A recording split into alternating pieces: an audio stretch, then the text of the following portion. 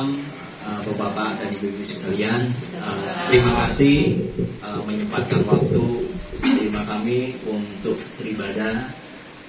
Kiranya kita bisa memperdalam iman kita dalam RTU. Mungkin nggak banyak yang saya sampaikan.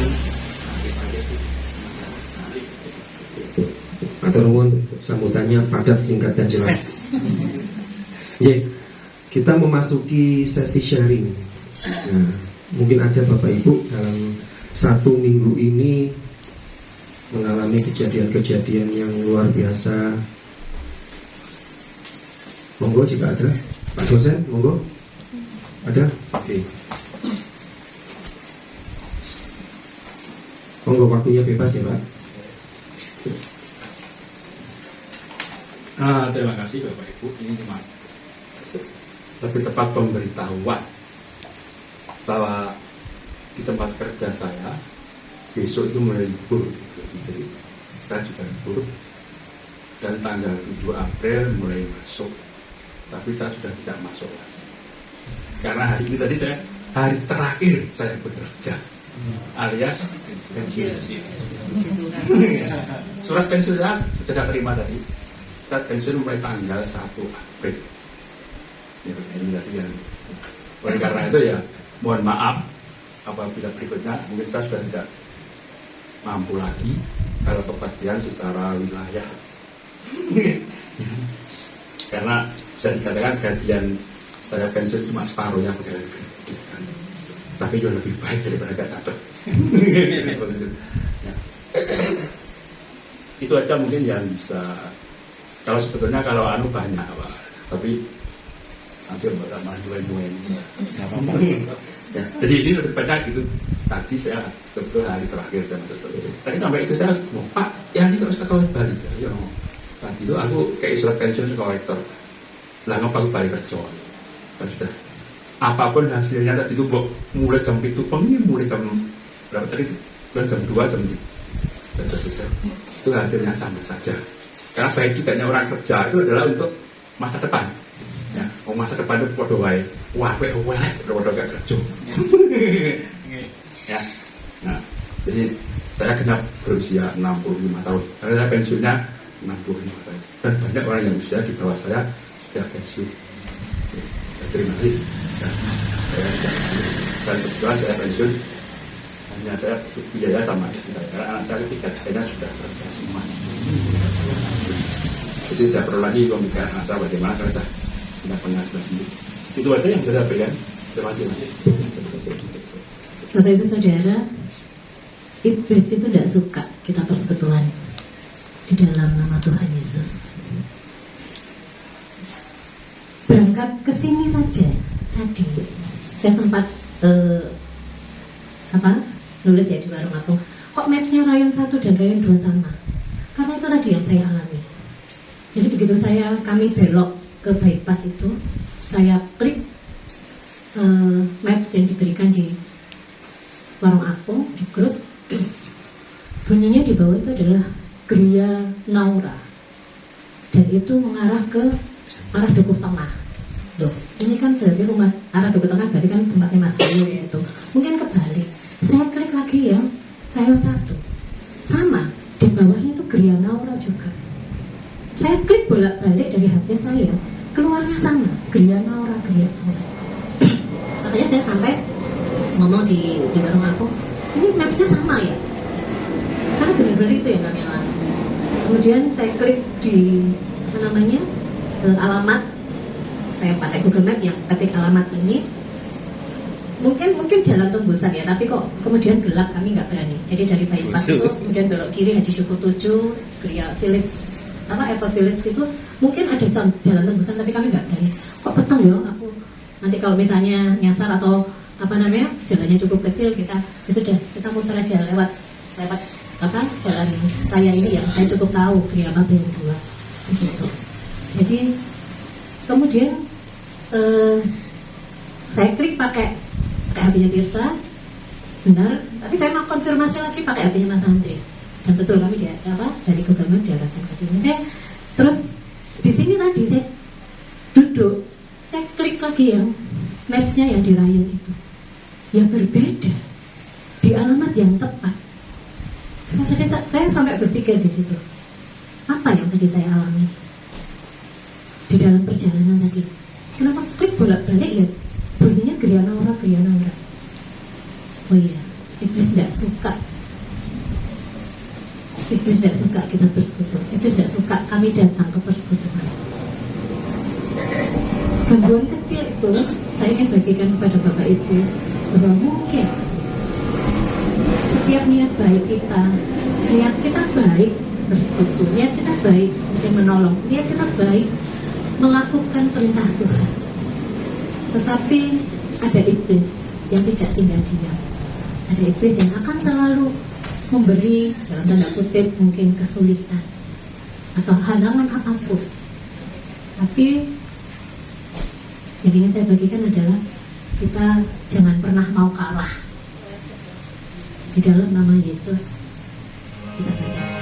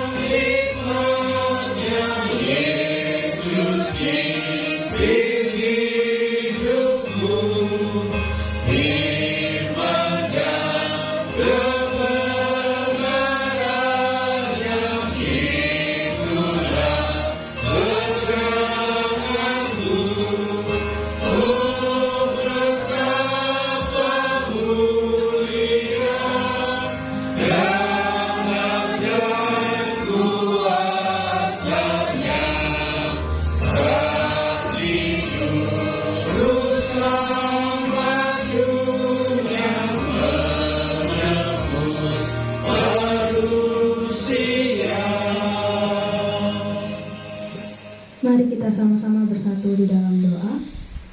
Selamat malam ya Tuhan, terima kasih atas segala berkat dan kasih karunia-Mu sehingga Engkau sampaikan kami di tempat ini tidak kurang suatu apapun dengan selamat ya Tuhan. Pada malam hari ini ya Tuhan, kami rindu untuk bersatu, bersekutu, mendengarkan suara-Mu ya Tuhan. Berfirmanlah dan berbicaralah. Berikanlah kami hati seorang murid ya Tuhan, yang mau untuk mendengar, mau untuk merenungkan firman-Mu dan dapat mengimplementasikannya ke dalam kehidupan kami sehari-hari. Engkau sertai ibadah kami pada malam hari ini hanya di dalam nama Tuhan Yesus. Haleluya. Amin. Selamat malam Bapak Ibu, teman-teman, saudara semuanya. Untuk renungan pada malam hari ini kita sama-sama akan buka dalam Daniel 1 ayat yang pertama sampai ke 21. Daniel ada di sana sampai Haman memerintahkan Kores. Amin. Bapak Ibu, saudara-saudara sekalian, di sini kita sama-sama belajar tentang Daniel. Mungkin kita sama-sama tahu kisahnya Daniel. Sedikit melihat dari konteks Daniel 1 ini bercerita tentang apa, gitu ya. Dari ayat 1 dan ayat 2 kita bisa sama-sama baca bahwa itu terjadi pada tahun ketiga pemerintahan Yehoyakim. Pada saat itu Yerusalem dikepung oleh Nebukadnezar, Raja Babel, di mana semuanya dirampas pada saat itu. Kita lihat di ayat-ayat berikutnya juga, di ayat ketiga sampai di ayat yang ketujuh diceritakan bahwa raja ini ingin untuk membawa beberapa orang dari Yerusalem. Tujuannya untuk apa? Untuk dipekerjakan. Diambillah beberapa anak muda yang berkelakuan baik, yang tidak bercela, memahami berbagai hikmat juga. Di antaranya dipilih 4 orang, Daniel dan teman-temannya. Nah, kita belajar juga dari ayat 3 sampai ayat 7 ini, ketika beberapa orang itu dipilih, kita lihat lagi konteks ke bawahnya. Raja sudah memiliki berbagai peraturan gitu untuk menyediakan makanan-makanan untuk mereka. Sudah ada makanan-makanan santapan yang dipersiapkan oleh raja. Raja juga memerintahkan di situ mereka sudah disediakan makanan sendiri sesuai ketetapan raja.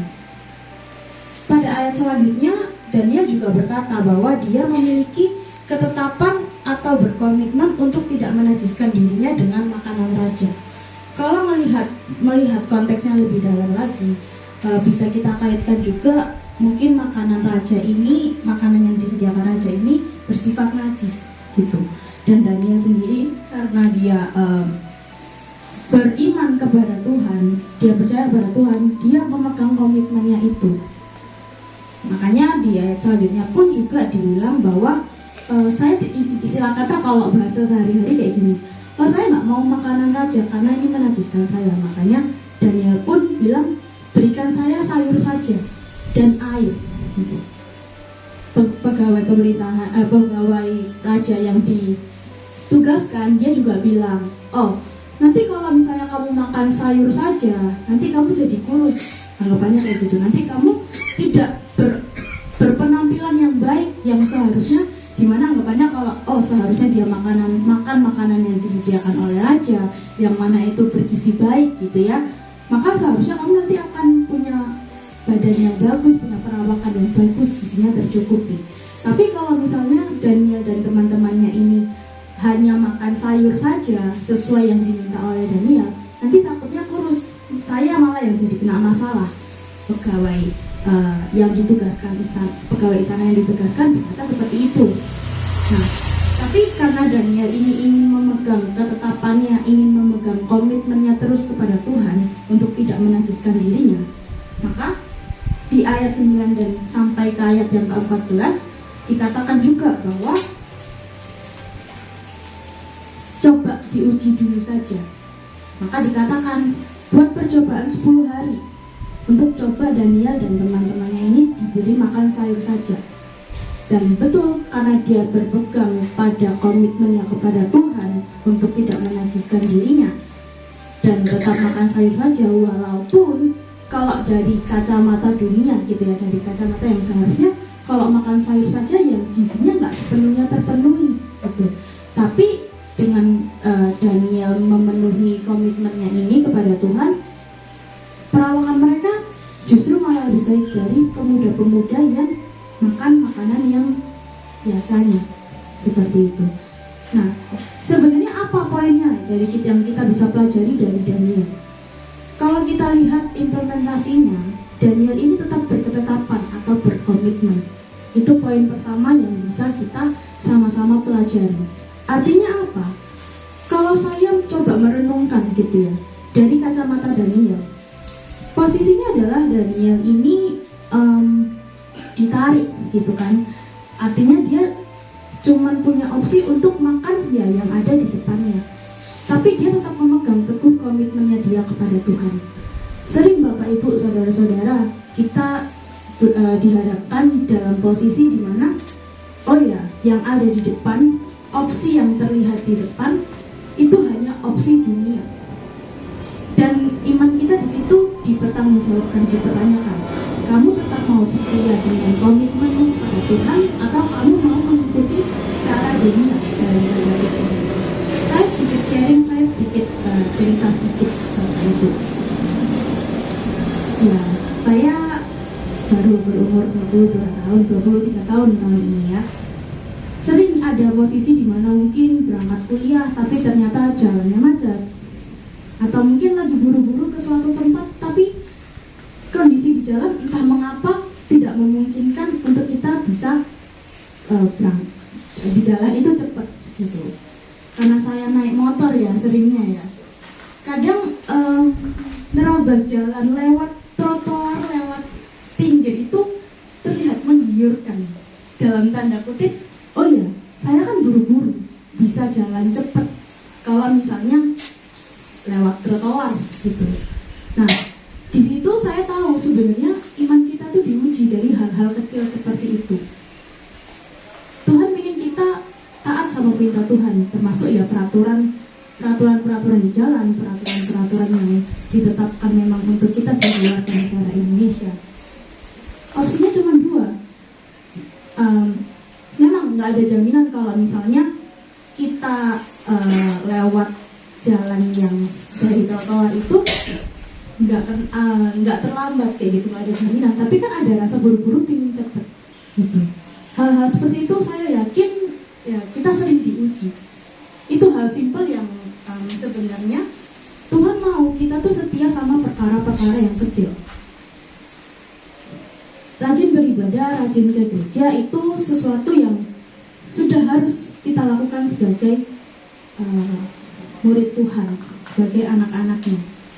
Tapi ya ibadah atau keimanan kita diuji sebenarnya itu memang dalam hal-hal kecil, setiap hal aspek-aspek kecil yang kita lakukan. Dan dari Daniel ini kita belajar bahwa Daniel ini setia sama komitmennya kepada Tuhan. Dan karena dia ini setia, dia pegang terus komitmennya, maka Tuhan akhirnya berkati. Dan Tuhan akhirnya kasih hikmat yang berlimpah-limpah lagi. Kita bisa lihat di ayat yang selanjutnya lagi.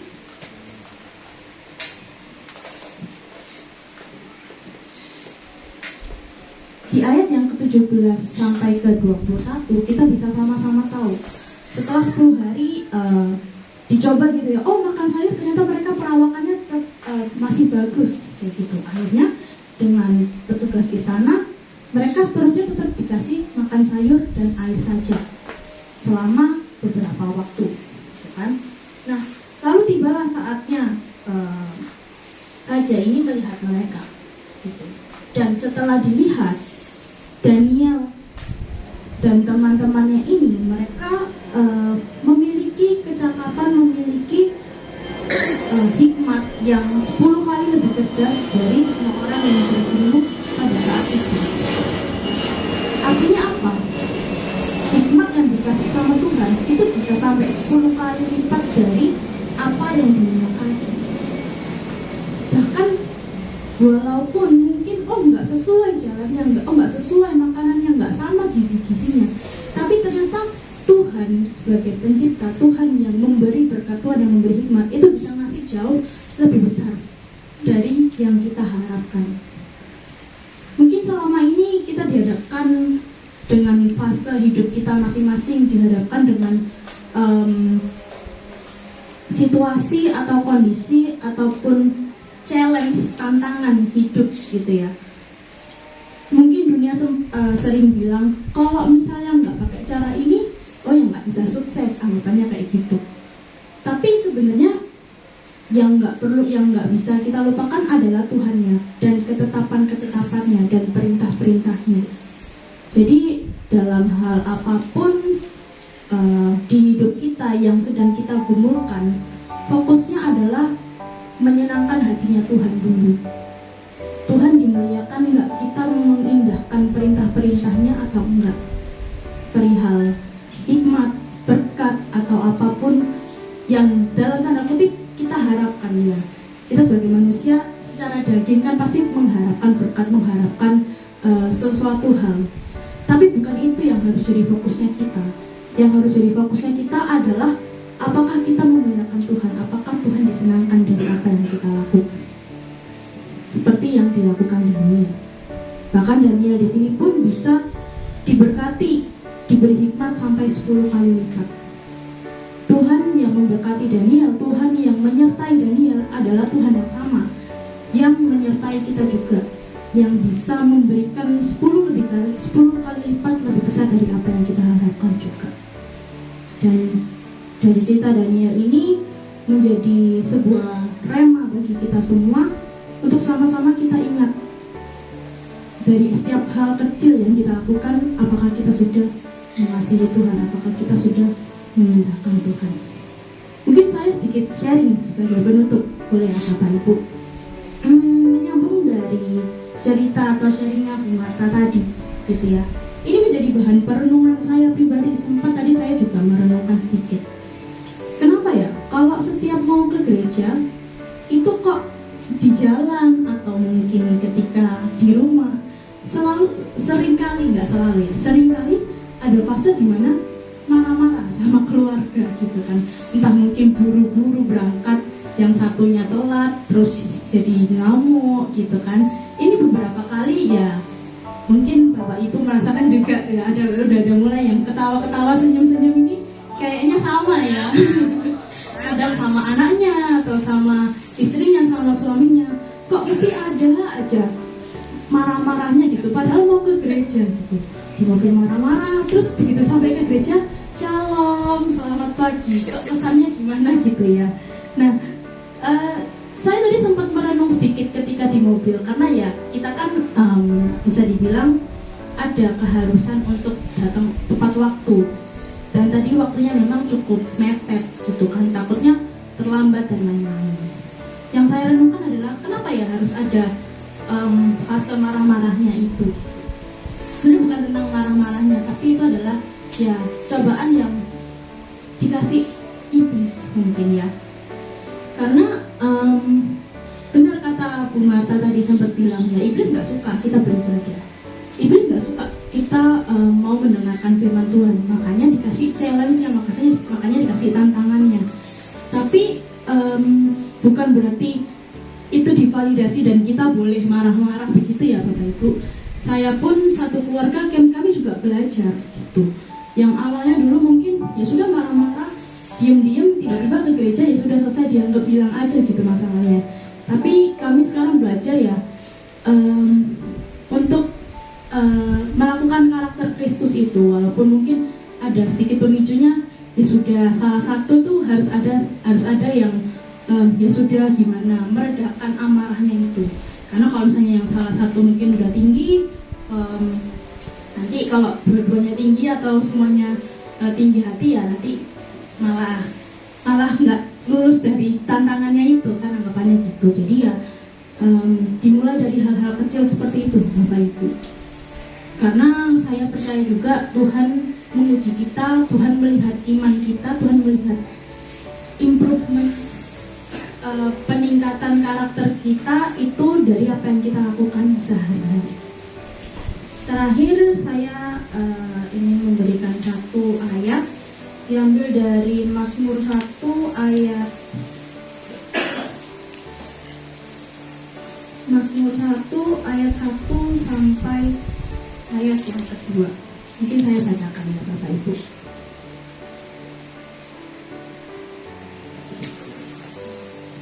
Mazmur 1 ayat yang pertama sampai yang kedua.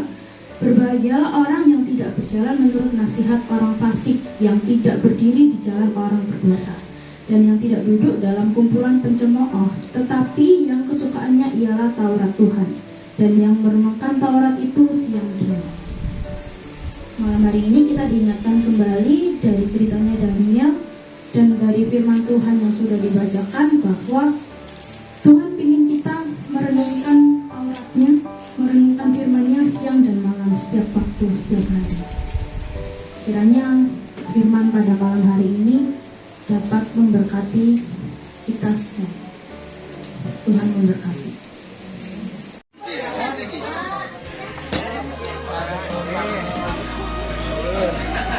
Tabik Pak, tabik dari jauh.